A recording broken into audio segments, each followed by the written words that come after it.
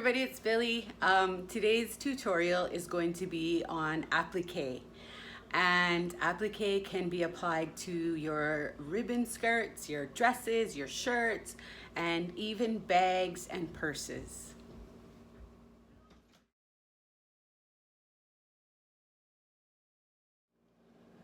Today we're going to be using Heat and Bond Light. It's the purple one. It's the kind that you can sew. And I really like using Heat and Bond. So Heat and Bond has two sides. One side is a paper side, and then the other side is shiny and it's bumpy. You could see the gridded pattern. That's the glue side. And when we iron it on, we're going to iron it onto the wrong side of the fabric. And I've cut a piece of Heat and Bond out, and I cut it smaller than my fabric because if you iron it and it's hanging over, it's gonna stick to your ironing board or other surfaces, and then when it's heated again, it's gonna transfer onto your project. So I have my iron, it's on like a medium cotton setting, and I'm just gonna take my iron and I'm gonna start at one end and I'm going to iron on the Heat and Bond. And remember, the side that's down is the bumpy glue side. So I'm just gonna iron it down. And every piece of equipment is different. So just as long as you know your iron and how hot it is, because you don't want to overheat it. So you just iron it until all of the glue is set. And sometimes it gets really hot, so let it cool down. When I do mine, I do really large pieces so that I have them ready for next time that I want to sew. And you can see there's some bubbling in there. And sometimes during storage, it will start lifting, and that's like totally fine. It's not even a big deal. Just give it another iron and it'll stick in place again. So this one I've had for a while, so just iron it, sticks back in place. So here I have my Heat and Bond. It's ironed to my fabric. It's all ready to go. I usually make cardboard templates for my designs, and then I can use them over again. I just store them in a binder. And so you're just gonna take your template and you're gonna trace around it.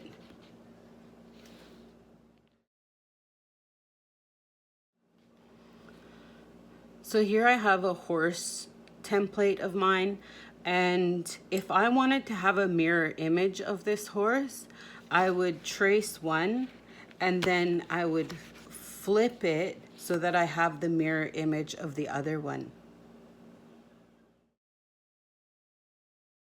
Then you're just going to take it and you're going to cut it out.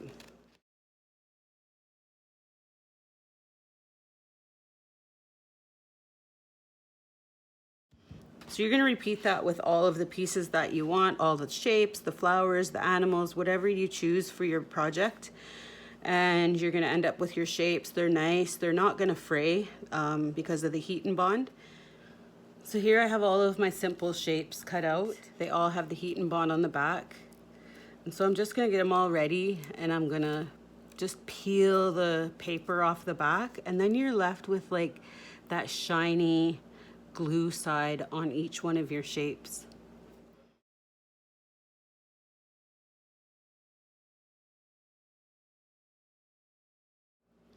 So here I have all of my pieces prepared. They're all cut out, the paper's peeled off, and I have my ruler here to help as a guide.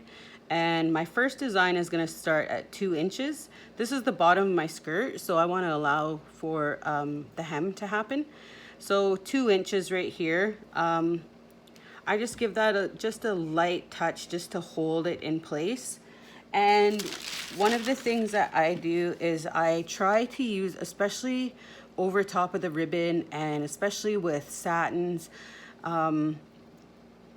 sometimes they're really very synthetic and sometimes they're really sensitive to heat. So you can melt it. So make sure your iron is at the right temperature. And one way that I avoid that is just by using parchment paper, baking paper. You can also use a cloth to put over top of it, but I'm gonna use parchment paper. So I just place it over top and then I just give that a quick rub. And you can see that some of it went on. You can lift it to test it. And then you just iron it on. When I iron my dresses and my skirts, I always iron them inside out. I try my hardest not to iron them right side out. I want to be as gentle and delicate on these as I can.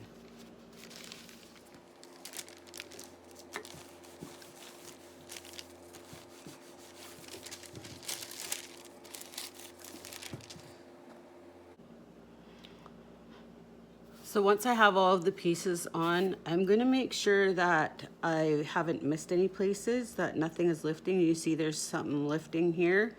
So I'm just gonna go back and I'm gonna make sure that they're on, that they're all attached. I'm at my machine and I'm ready to sew. I have my settings where I want them to be. This is just a basic, simple sewing machine, and I'm just going to use a zigzag stitch today. So you can have it as wide as you want it, and you can have the stitches as close as you want them. It's really preference, it's up to you. If you're going to do a satin stitch, you need the right presser foot for that, and it has a groove underneath that allows for the raised stitching to pass through. So if you don't have one, you may run into trouble with a close stitch.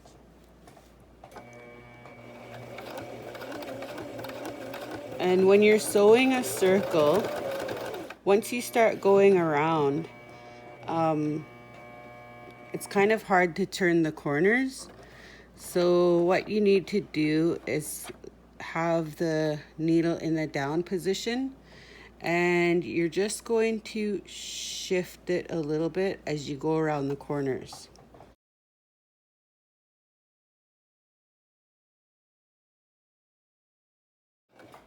And when you're doing circles that curve to the outside, you want that needle to land on the outside. Otherwise, you're going to see gaps in your stitches.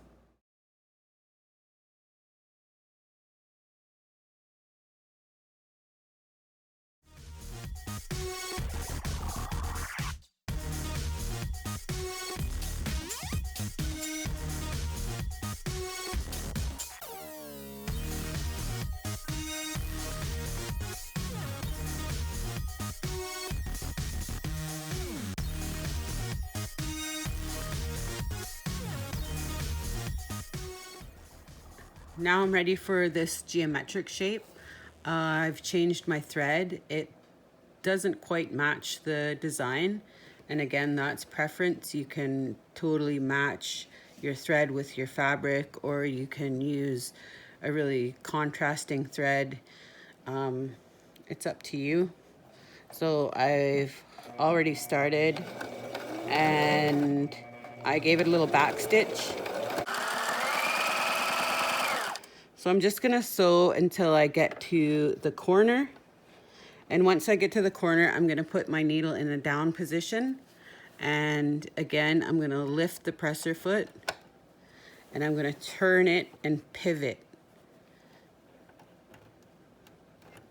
And then once I pivot, I'm gonna continue to sew again.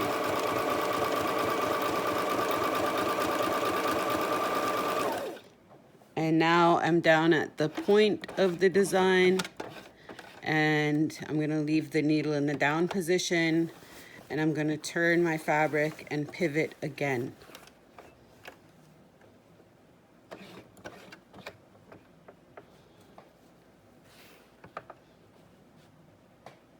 And I'm going to continue to sew.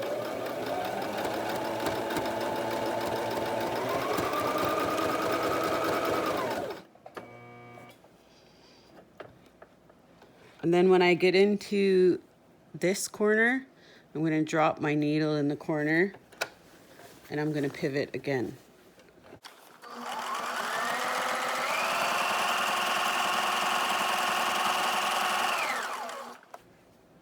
And I'm just going to continue around each design and zigzag all of the edges until I've completed all of the designs.